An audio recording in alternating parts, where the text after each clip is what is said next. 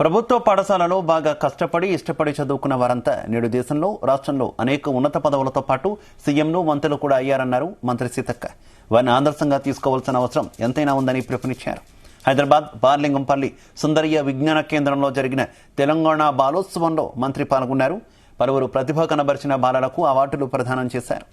ప్రభుత్వ పాఠశాలల్లో కష్టపడి చదువుకున్న వారు నేడు అనేక రంగాల్లో రాణిస్తున్నారని అన్నారు. తల్లిదండ్రులకు ఉపాధ్యాయులను గౌరవిస్తూ కష్టపడి చదువుకోవాలని, అప్పుడే రాణిస్తారని సూచించారు.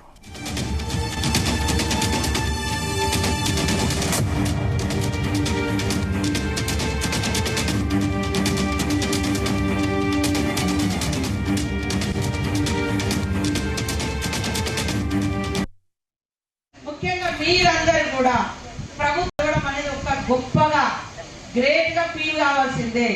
ఇది మన రైట్ టు ఎడ్యుకేషన్ ఉంది మనకు ఆల్రెడీ.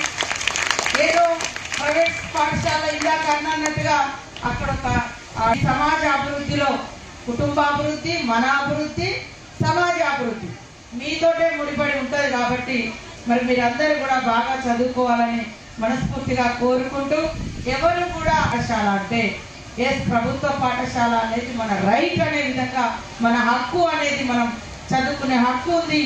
అక్కడ ఏం తప్పు అంటే ఫెసిలిటీస్ లేకుంటే వాటిని సాధించుకుందాం.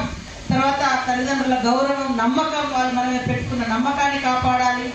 చదవాలంటే కష్టాన్ని ఇష్టంగా ఎంచుకోవాలి. కష్టాన్ని ఇష్టంగా ఎంచుకుంటే చాలా గొప్పగా